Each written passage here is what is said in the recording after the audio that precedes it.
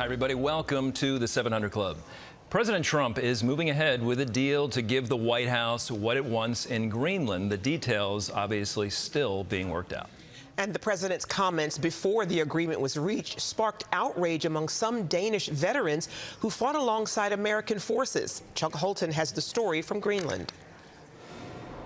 At the World Economic Forum in Davos, Switzerland, President Trump doubled down on his Greenland ambitions, claiming Denmark has failed to adequately defend the territory. In 2019, Denmark said that they would spend over $200 million to strengthen Greenland's defenses. But as you know, they spent less than 1% of that amount. 1%. There's no sign of Denmark there. And I say that with great respect for Denmark, whose people I love, whose leaders are very good. It's the United States alone that can protect this giant mass of land, this giant piece of ice. And that's the reason I'm seeking immediate negotiations to once again discuss the acquisition of Greenland by the United States. Trump insisted his plans would strengthen NATO.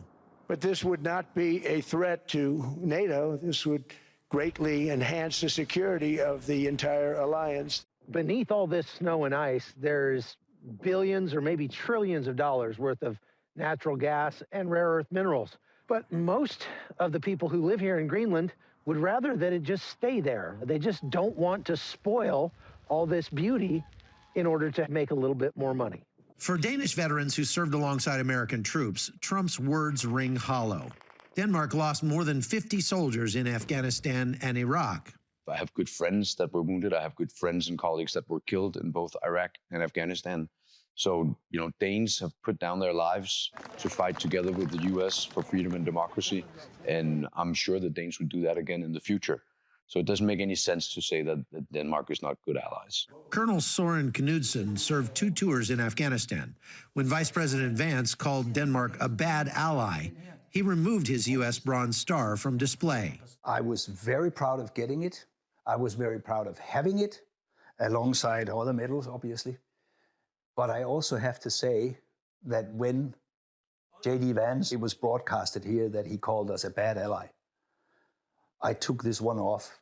The U.S. already maintains a military presence in Greenland under a 1951 defense agreement, and veterans add sovereignty is not negotiable. America was a lighthouse. It was the thing we were looking at. It was, until very recently, the beam in the darkness.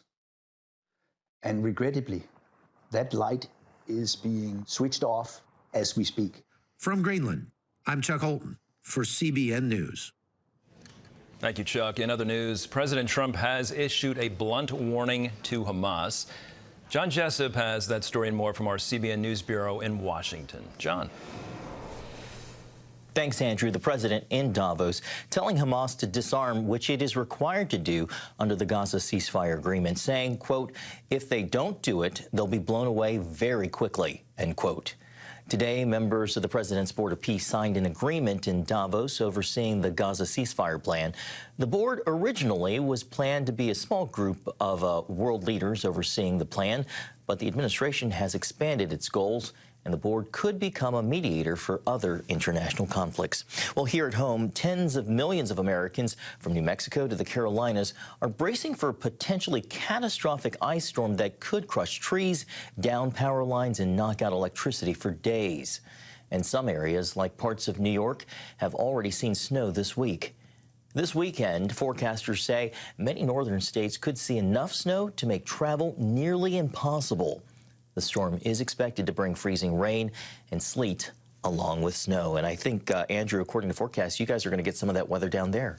Yeah, here in the Virginia Beach area, just a couple days ago, there was a lot of warnings, a lot of concern in this area. Now I'm starting to hear people say, well, it might not be that big a deal. But of course, even if there's not a lot of snow, when you got a lot of rain, freezing temperatures for days, the driving conditions are very poor. So, of course, please take precautions. Take precautions with the pipes in your home. Charge up your phones.